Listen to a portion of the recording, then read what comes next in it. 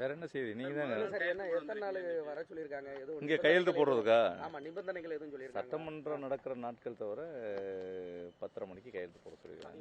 வேற எதுவும் இந்த ஆஜராகிறது வரைக்கும் நிபந்தனைகளோட எதுவும் உங்களுக்கு சொல்லியிருக்காங்களா? இந்த மாதிரி விதிமுறைகள் கடைபிடிக்கணும் எதுவும்? விதிமுறைகள் கடைபிடிக்கணும்னு என்ன விதிமுறைகள்? ஒன்றும் அப்படி ஒன்றும் விதிமுறைகள்லாம் ஒன்றும் இல்லை. எதனால் கையெழுத்து போட சொல்லியிருக்காங்க சார்? அந்த சட்டமன்றம் நடக்கிற வரைக்கும் சட்டமன்றம் இல்லாத நாட்களில் கையெழுத்து போடணும்னு சொல்லிக்கிறாங்க. சார், இப்போ இந்த புதிய அரசு வந்து கொஞ்ச நாள் ஆயிடுச்சு. ஆனால் நிறைய முதலீடுகள் வந்து மற்ற மாநிலங்களுக்கு போயிருக்குது. ஆமாம், இன்னைக்கு செய்தித்தாள் எல்லாம் பார்த்துருப்பீங்கல்ல. வெஸ்ட் பெங்காலுக்கு வந்து 75% போயிருக்கு, ஆந்திர பிரதேஷ் போயிருக்கு, மகாராஷ்டிராவுக்கு போயிருக்கு, தமிழ்நாட்டில் ஃபுல்லாக முதலீடுகள் ஃபுல்லாக குறைஞ்சி போயிருக்கு. பயப்படுறாங்க. தொழில் பண்ண வரவுகளையும் பிடிச்சி எஃப்ஐஆர் போட்டுருவாங்களான்னு சொல்லி பயப்படுறாங்க. அவ்வளோதான். FIR government. சார், இன்னைக்கு இந்த அனைத்து எம்பிக்கள் கூட்டத்தை வந்து திமுக வந்து புறக்கணிச்சிருக்கு.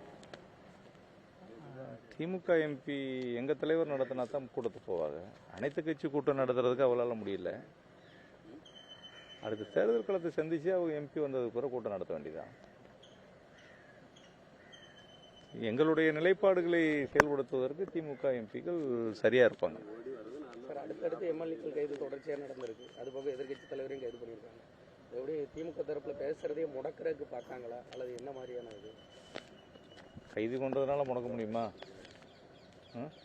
அப்படியெல்லாம் முடக்க முடியாது. திமுக அதுக்கெல்லாம் வந்து அச்சப்படுற கட்சி கிடையாது. ஜனநாயகத்தில் தன்னுடைய கருத்துக்களை சரியான முறையில் எடுத்து வைக்கிற ஒரு அரசியல் கட்சி.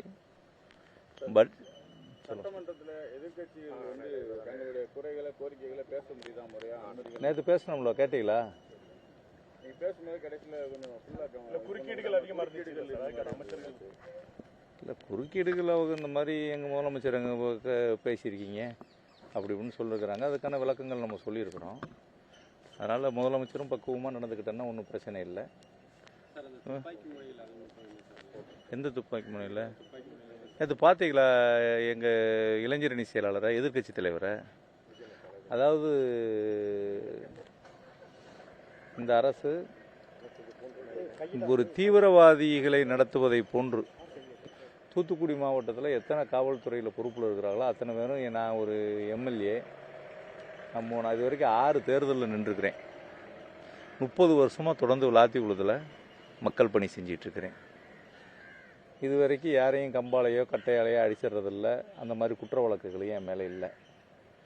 இவங்க முதலமைச்சர் ஜனநாயகத்தினுடைய மிகப்பெரிய தூணாக இருக்கிறது சட்டமன்றம், இன்னொன்று நீதிமன்றம். சட்டமன்றத்தின் கதவுகள் அடைக்கப்படும் என்று சொல்கிற போது நம்மளால் அதை என்ன செய்ய முடியல, தாங்கிக்கிட முடியல. அப்போ அதுக்கான ஒரு எதிர்வினையை அரசியல் ரீதியாக சந்திச்சிருக்கலாம். இல்லை, வழக்கு போட்டிருக்கிறாங்க, வழக்கை சந்திக்கலாம். எஃப்ஐஆர் போட்டாங்க, சிறையில் கூட பிடிச்சிட்டு போகிறாங்க, அதை பற்றி தப்பு இல்லை. ஆனால் ஒரு பெரிய தீவிரவாதி இன்டர்நேஷ்னல் கிரிமினல் நடத்துகிற மாதிரி இங்கிட்டு 200 போலீஸ், இங்கிட்டு 200 போலீஸ், என்னமோ கன்னெல்லாம் எடுத்து திருன்னு ஓடி வர்ற மாதிரி, ஏதோ என் மேலே அச்சமா இல்லை எல்லாருக்கும் பயம் காட்டுறாங்களான்னு தெரியல. யார் எங்கள் ஆட்சி இப்படி இது மார்க்கண்டேயனுக்கே இப்படி ஒரு நிலைமைன்னா பொதுமக்கள்லாம் நாங்கள் என்ன பண்ணுவோன்னு பார்த்துக்கங்க அப்படின்றத போலீஸை வச்சு மிரட்டலான்னு நினைக்கிறாங்க. இதெல்லாம் வந்து நடைமுறை சாத்தியமா ஜனநாயக நாட்டில்?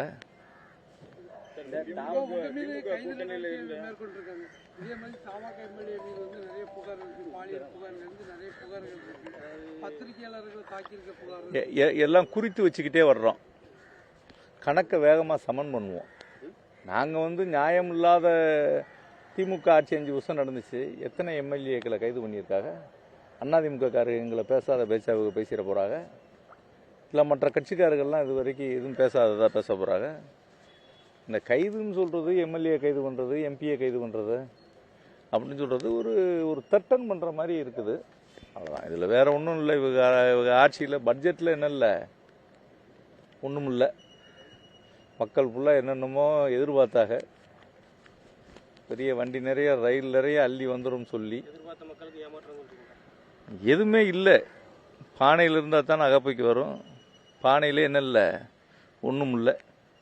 ஏற்கனவே எங்கள் தலைவர் கொடுத்து வச்சிருக்கிற திட்டங்களை அதை ஏதாவது எடுத்து விட்டா அதுலேயும் பிரச்சனை வந்துடும் சொல்லி எங்களுடைய திட்டங்களை எடுக்க முடியாத அளவுக்கு இருக்குது. அவர் தேர்தல் வாக்குறுதிக்கு சொன்ன எந்த விதமான திட்டங்களும் என்னல்ல மொத்தத்தில் பட்ஜெட்டில் இல்லை.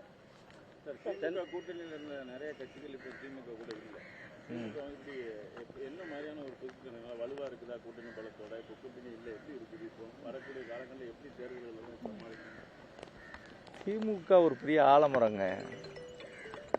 வர்றவங்க இந்த ஆலமரத்தில் தங்கிக்கிட வேண்டியதான். நீங்கள் விருப்பப்பட்டு போகும்போது போய்க்கிட வேண்டியதான். அதனால் திமுக தேர்தல் களத்தை சந்திக்காமல் இருந்துருமா? திமுக தேர்தல் களத்தை தனியாகவும் சந்திக்கும்.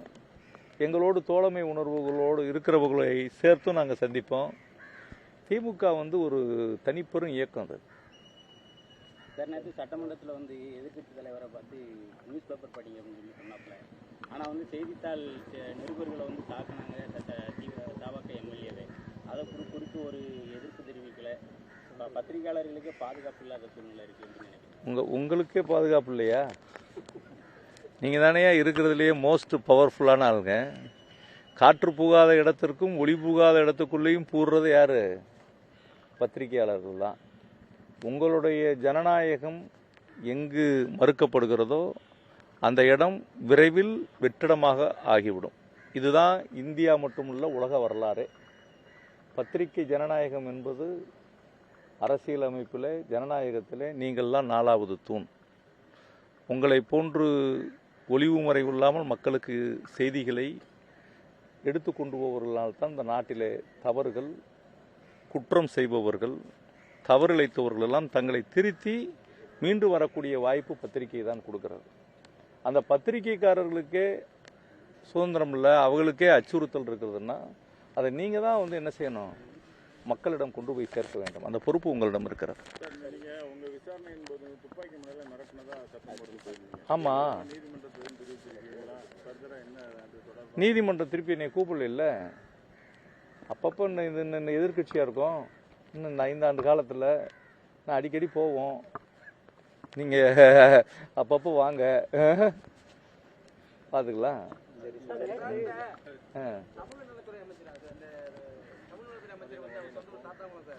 ஆமாம், சாத்தாங்குளமா? சரி. பொது கிணத்தை வேலி போட்டு அடைச்சிருக்காங்க. அவங்க அப்பா இடத்துல வேலி போடுறாங்களா? பொது இடத்துல அவங்க அப்பா வேலி போடுறாங்களா? சரி, எனக்கு இதை பற்றி எனக்கு முழு நாலேஜ் இல்லை. எனக்கு சரியாக தெரியல. இந்த அறநிலைய அமைச்சராக இருந்த சேகர்பாபு சார் வந்து 2 நாளைக்கு முன்னாடி வந்து திருத்தணி கோயிலுக்கு போகும்போது ரொம்ப நேரமாக அலக்கழித்து அவர் ரொம்ப நேரமாக தாக்க வச்சுருக்காங்க. இப்போ தான் 3 மாதம் ஆகுது அவங்களோட இது முடிஞ்சு. அதுக்குள்ளே இந்த மாதிரி ரொம்ப ஒரு அடக்குமுறைக்கு போன மாதிரி பண்ணியிருக்காங்க அந்த இடத்துல. திருத்தணி கோயில்லையா? ரொம்ப நேரம் காக்க வச்சிருக்காங்க. சரி, பகவான் அவருக்கு காத்திருக்கக்கூடிய வாய்ப்பு கொடுத்துருக்காரு, காத்திருக்கிறாரு. அதனால் ஒன்றும் தப்பு இல்லை. அவர் பெரிய பக்திமானவர். அதனால் அவர் பொறுமையாக இருந்து சாமி கும்பிட்டு வருவார் அவர். அதனால் சட்டசபையில் வந்து சபாநாயகர் அதாவது பேசுனதை வந்து மறந்துருங்கன்னு சொல்லியிருக்கீங்க. அதை எப்படி எடுத்துக்கிறது? மன்னிப்பாக எடுத்துக்கலாமா, எப்படி எடுத்துக்கலாம்? அதாவதுங்க, நான் சொன்னதெல்லாம் கவனிச்சிக்கல நீங்கள். ஏன்னா நம்ம தூத்துக்குடி மண்ணுக்கு இருக்கிற வேகத்தையும் விவேகத்தையும் நம்மளுடைய வீரத்தையும் நாங்கள் சொல்லியிருக்கிறேன். நீங்கள் பேசுகிறத என்ன செய்ய சொல்லியிருக்கிறோம்? இதை போய் தேவையில்லாமல் இவ்வளோ தொலைக்கு இழுத்துட்டு வர வேண்டியதில்லை. நீங்கள் ப்ரிவிலேஜஸ் கமிட்டிக்கு அனுப்புறேன்ட்டு ஸ்பீக்கரை அனுப்பட்டும். இங்கே எஃப்ஐஆர் போட்டிருக்காங்க, வழக்கு நடக்கட்டும். இதை போய் ஏன் தேவை? அவையினுடைய நேரத்தை போய் எதுக்குன்னா நான் மறந்துருக்கேன்னு சொன்னேன். அவ்வளோதான்.